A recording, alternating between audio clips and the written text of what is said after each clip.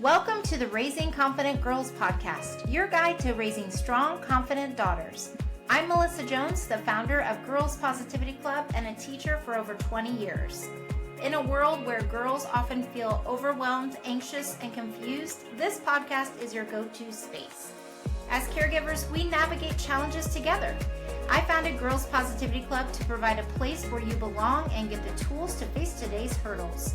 Consider this your regular check-in with a trusted friend, offering insights and practical tips for meaningful conversations. I'm here to help you feel confident on this journey of raising a generation of empowered girls. Let's dive in and raise those confident girls together. Hey everybody, welcome back to Raising Confident Girls. It's Melissa, and I'm so happy you're here today. I want to start with a scene that I think every parent or caregiver of a girl has experienced at some point, and probably more than once. Your daughter walks into the room and says, "Mom, I'm bored." So, like we all do sometimes, we start making suggestions. Why don't you ride your bike? No. What about reading? No. Do you want to call a friend? No. How about baking cookies? No. Want to do a craft? No. And somewhere around suggestion 5, you're thinking, okay, if none of those sound good, what do you want? And maybe if you're honest, you've even found yourself saying you have a house full of things to do. Or when I was a kid, we just figured it out. Or you're not allowed to say I'm bored. Go find something to do. Or I can't entertain you all day. I've got things to do too. I think almost every parent or caregiver has had some version of that conversation. But what I want you to think about today is, what if I'm bored isn't actually the message? What if those two little words are sometimes your daughter's way of communicating something she doesn't quite have the words for yet? And before we go any further, I want to reassure you of something. If you've ever found yourself feeling frustrated, even angry, after hearing the words "I'm bored" for what feels like the 10th time that day, it doesn't make you a bad parent. It doesn't make you less connected to your daughter either. You're having the same reaction that most of us have. Because when we hear those words, we naturally assume sometimes, not always, because sometimes we do just want them to figure it out, that it's our job to fix the feeling, even though rationally we may be thinking, it's actually not my job to find her something to do. But it can feel like this just back and forth in your mind, like, should I help her figure something out so that she finds something to do? Or do I just let her figure it out on her own? And so today I just want to offer you another possibility of a way of thinking about it. What if your first job isn't solving it? What if it's understanding it? Because after working with hundreds and hundreds of girls over the years, through Girls Positivity Club, through summer camps, through one-on-one conversations with girls, and through conversations with parents, I've started noticing something. Girls use the words "I'm bored" to describe a lot of different experiences. Sometimes they're looking for connection. Sometimes they aren't quite sure how to get started. Sometimes they're adjusting after something exciting. Sometimes they're carrying a feeling they don't quite have words for yet. And yes, sometimes they're simply bored. The more that I pay attention, the more I realize I'm not just hearing one message. I'm hearing several different ones. And once we understand what might actually be underneath them, our response begins to change. Instead of jumping into problem solving, we become curious. And I think curiosity is one of the greatest gifts we can give our daughters and the girls in our life. Before I walk you through the different kinds of boredom I've noticed, I want to mention one important thing. These aren't meant to be labels. They're possibilities. Your daughter might experience one kind of boredom on Monday, another after coming home from vacation, and a completely different kind later that same week. You're not trying to figure out what type of girl she is. You're simply asking, what might she need right now? That one question changes everything. So let's start with the first kind of boredom I notice most often. When girls aren't really looking for something to do, they're looking for someone to do it with. I think of this as connection boredom. Think about it. She doesn't really want to color alone. She doesn't really want to ride her bike alone. She doesn't really want to bake cookies alone. What she's really looking for is connection. And that's very different. You might especially notice this during summer. Friends are traveling, one girl's at camp, another's on vacation, another might be visiting grandparents. Schedules no longer line up the way they did during the school year. Suddenly, the people she normally spends time with aren't as available. So what comes out is, I'm bored. One of the things that people are often surprised to hear is that I almost never hear girls say, I'm bored at camp or clubs. Partly because there are so many things happening, there's so many people to interact with. They're creating at camp, they're baking, they're playing games, making friends, doing crafts. But I do notice something else. This summer in particular, just a few weeks ago, one girl was sitting quietly off to the side reading a book after she had finished an activity that we were doing and they had some choice time. She had brought the book from home, and across the room, two girls she knew and actually came to camp with were focused on making a sand art project together because that's what they chose to do when they were finished with their main project. And as I watched, I didn't immediately assume anything was wrong, but I did notice, and I wanted to check in with her. One of the things that we really teach at Girls Positivity Club is to be curious about when we notice something in a girl and not always to jump to conclusions. Sometimes girls really do want a few quiet minutes to themselves, and that's totally fine. So I walked over and just simply checked in with her. I said, hey, are you okay? Did something happen, or were you just wanting a little time to read? She smiled and said, no, I'm okay. I just wanted to read. And honestly, I believed her. She looked completely content. So I smiled back and said, okay, I get that. It looks like a really good book. She did look completely content. But that could have been the end of the story. But I also just wanted to make sure, because I did notice her look up from time to time from the pages of her book.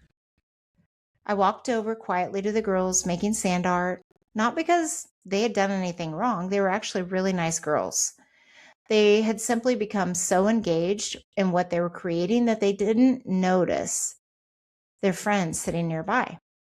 So I just gently pointed it out, not to make anyone feel guilty, just to help them notice. Because that's something we talk about at camp and in clubs all the time. Sometimes girls truly want to be by themselves, and sometimes they aren't quite sure how to ask if they can join. So one thing we always say is to notice people and check in with them. So we encourage our girls to do this, to just simply notice, look around, invite someone in, even if they aren't your best friend.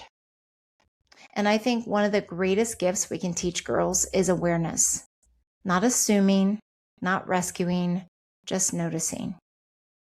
Because sometimes girls look like they want to be alone when they're actually hoping someone notices them. And that's why noticing always comes before assuming.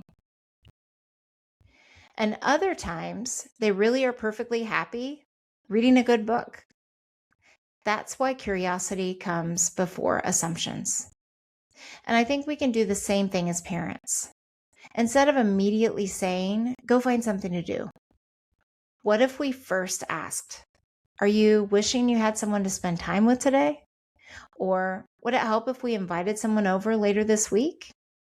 Or maybe I've got about 20 minutes before I need to start dinner. Want to play a game together? Sometimes 20 minutes of connection changes the whole afternoon. Sometimes feeling understood changes the whole afternoon. And sometimes after we've stayed curious, we realize she really did just want someone to be with, more than another activity. What she needed most was connection. Here's another kind of boredom I see. I think of this as activation boredom. This one looks a little different. Have you ever watched your daughter or the girls in your life finish one activity and then just kind of wander? She walks into one room, looks around, picks something up, puts it back down, walks into another room, looks out the window, sits on the couch for a minute, gets back up, then eventually comes to you and says, "I'm bored." It's easy to assume there isn't anything for her to do. But a lot of times, that's not actually what's happening. Sometimes she has plenty of ideas. She just can't seem to get herself started. She isn't out of ideas. She's just having a hard time getting into action. And I think we've all experienced this as adults too. You have things you could do, but for some reason, getting started feels like the hardest part. And girls experience that too. Sometimes there are simply too many choices. Sometimes she's feeling mentally tired. Sometimes she doesn't know where to begin. And instead of saying, "I don't know how to get started," she says, "I'm bored." I see this at camp too. Sometimes a girl finishes her project before everyone else. She'll wander around the room a little. I'll offer a few different choices. She'll look at each one and say, "I don't know." Now, sometimes girls gently and genuinely want a few quiet minutes to finish something. And that's okay too. Not every wandering moment needs to be interrupted. But other times, another girl walks over and casually says, "Do you want to come do this with me?" And almost instantly, it's, "Yeah." What's interesting to me is that the activity didn't change. What changed was that she had somewhere to step in. Sometimes girls don't need a better activity. They need a starting place. Sometimes starting feels overwhelming. Continuing usually doesn't. As parents, I think we sometimes accidentally give more ideas when what they really need is a little bit of momentum. Instead of saying, "You have plenty of things to do," try saying, "Would it help if we pick just one thing together?" Or, "How about if we get started on something for 5 minutes and then you can decide if you want to keep going?" Sometimes that's all they need. Not because they couldn't do it by themselves or that we have to start them on every single thing, but because getting started can feel overwhelming, even when it's something fun to do. She doesn't necessarily need more ideas. She may simply need a little momentum. And once she gets over that first little hurdle, she's often completely engaged. There's another kind of boredom that I think catches a lot of parents off guard. And I think of this one as transition boredom. Have you ever noticed your daughter comes home from an amazing vacation or an incredible week of camp or a fun sleepover or a birthday weekend, or even after cousins have been visiting, and the very next day, or maybe even as soon as they leave or as soon as it's over or as soon as you're in the car, she wanders around the house saying, "I'm bored." As parents, we sometimes think, "How are you bored? We just got back from vacation." Or, "You were just at camp all week." But what if she isn't really bored?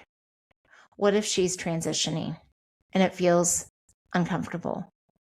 Think about everything her brain has experienced: new places, new people, constant activity. lots of laughter, lots of stimulation, lots of excitement. Then suddenly everything gets quiet. Home feels slower. Ordinary life feels ordinary again. We've all felt this, especially after you've come home from something that you loved. That doesn't mean home is boring. It doesn't mean camp somehow ruined being at home. It doesn't mean she's ungrateful for everything she just experienced. It often means she's adjusting. I think this is one of the easiest kinds of boredom to misunderstand, because from the outside, it can look like she's dissatisfied. But underneath, she may simply be moving from one rhythm to another. And I actually think that we experience this too as adults. Have you ever come home from an incredible vacation or a holiday weekend with family and the house suddenly feels really quiet? Nothing is wrong with your home. You're just adjusting. Girls experience that too. Sometimes what they need most isn't another exciting activity. They need a little time to settle back into everyday life. So instead of saying, but you just had so much fun, try saying, I wonder if you're missing all the excitement from this week. Or sometimes after something really fun, it can take a day or two for regular life to feel exciting again. Do you know what those kinds of responses communicate? Nothing is wrong with you. What you're feeling makes sense. You don't have to hurry through this. Sometimes we don't need to fix the transition. We simply need to walk through it with them. And here's the encouraging part. Transitions don't last forever. Usually, once girls settle back into their regular rhythm, they find their footing again. Sometimes what she needs most isn't another exciting experience. It's simply a little time to settle. There's one more kind of boredom I want to talk about, and I think this one is probably the hardest to recognize. I think of this one as emotional boredom, because sometimes I'm bored has very little to do with activities at all. Sometimes it's pointing to another feeling. Maybe she's missing her school friends. Maybe she's disappointed someone couldn't come over. Maybe plans fell through. Maybe she's feeling left out. Maybe she's feeling restless. Maybe she's having an emotional day and doesn't even know why. Maybe she's simply in between routines and feels a little unsettled. Girls don't always have the words for those experiences yet. And sometimes adults don't either. So they borrow one simple phrase, I'm bored. I think one of the greatest gifts we can give our daughters is helping them become more curious about what's happening inside of them. Not by interrogating them, not by trying to figure it out for them, but by gently opening the door. Instead of immediately saying, go find something to do. What if you simply sat down beside her and asked, can I ask you something? Do you think you're really bored? Or do you think something else might be going on today? She might shrug. She might say, I don't know. And actually, that's okay. You're not expecting her to have an answer right away, and you're not trying to create something that's not there either. You're simply helping her begin to notice that feelings have layers. That what we feel on the outside isn't always the whole story. She doesn't necessarily need you to solve the feeling. She needs someone who's willing to sit beside her while she figures it out. Sometimes she'll talk. Sometimes she won't. Sometimes she'll think about it for a while and come back later. And sometimes she'll get up, go outside, start drawing, call a friend, or start baking something. Not because you solved it, but because she felt seen first. And I think that's an important reminder for us as parents and caregivers of girls. We don't always have to be the one with the answer. Sometimes our greatest gift is simply creating a space where our daughters feel safe enough to discover their own. One of the things we're really doing in these moments is helping our daughters build emotional awareness. And emotional awareness is one of the foundations of confidence. Because a confident girl isn't a girl who never has hard feelings. She's a girl who gradually learns to recognize them, understand them, and trust that she can move through them. That's a skill she'll use long after summer is over. And before we finish today, I want to leave you with one more thought. You might even be listening and thinking, actually, in our house, my kids know they're not allowed to say they're bored. And every family gets to decide what language works in their home. This episode really isn't about one specific word or phrase. It's about recognizing those moments when your daughter seems restless, when nothing sounds fun, when she keeps wandering from one thing to another, or when none of your suggestions seem quite right. And I'm not saying that we need to solve their boredom for them either. Whatever words she uses, the goal stays the same. Notice first, get curious, then respond. And after you've stayed curious, after you've considered whether she might be looking for connection, whether she may simply need a little momentum, whether she's adjusting after something exciting, or whether she might be carrying a feeling she doesn't quite have the words for yet, sometimes your daughter really is just bored. And that's okay. I actually think we've become a little uncomfortable with boredom. We feel responsible for filling every empty space, planning every hour, keeping girls constantly entertained. And I'm not saying you do that, but I think that is a thing. But boredom isn't always a problem to solve. Healthy boredom isn't simply the absence of something to do. It's the opportunity to discover what she can do without someone else deciding for her. An invitation to imagine, to create, to experiment, to build something, to make up a game, to discover what she's interested in, to learn that she can move through an uncomfortable feeling without someone immediately fixing it for her. Now, I also want to make an important distinction. Healthy boredom doesn't mean ignoring your daughter if she's genuinely struggling. It means recognizing the difference between giving her space to discover something and leaving her alone with something she's carrying emotionally. Those are two very different things. Sometimes she'll genuinely need connection. Sometimes she'll need your help getting started. Sometimes she'll simply need a little time. And sometimes she'll surprise both of you. Some of my favorite childhood memories weren't planned by an adult. They started because there wasn't anything planned at all. We built forts, made up games. I made up ridiculous games, especially outside. Created plays. I used to line up my stuffed animals and teach them lessons. Rode our bikes. Drew pictures. Invented things. Not because someone entertained us, but because boredom eventually made room for creativity. And I know you might be thinking, screens have become a whole thing too. And we didn't have that when we were younger necessarily.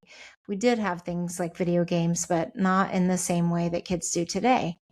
And, I think that's an even bigger reason for them to be without it at times, because they do need to figure out how to work through the feeling of boredom.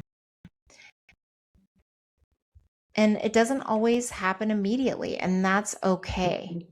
Sometimes it takes 20 minutes. Sometimes it takes an hour. But if we rush in every single time, our daughters never get the opportunity to discover what they're capable of creating on their own. So sometimes it's okay to simply smile and say, I know you're bored. Sometimes being bored is part of summer. And then give her a little space.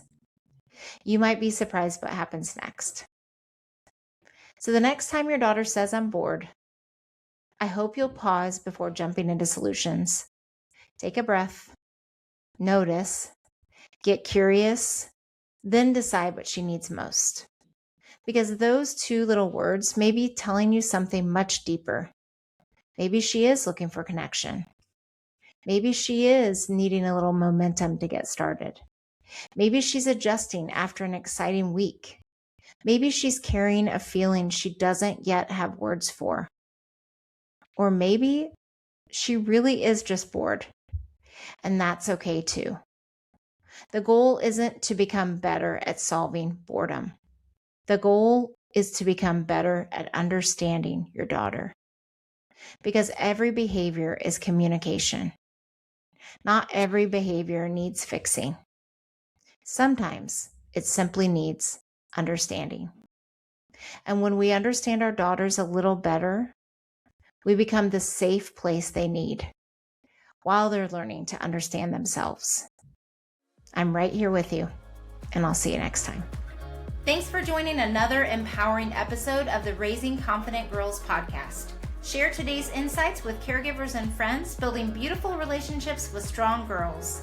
Hit subscribe so you never miss an episode. We're not just a podcast, we're a community. Follow Girls Positivity Club on social media for more empowering content on Instagram, Facebook, TikTok, and YouTube. This podcast empowers you, supporting incredible girls. Let's create strong, beautiful relationships with the girls in our lives. I appreciate you listening today. Stay confident, stay connected. Until next time, keep raising those confident girls. You've got this.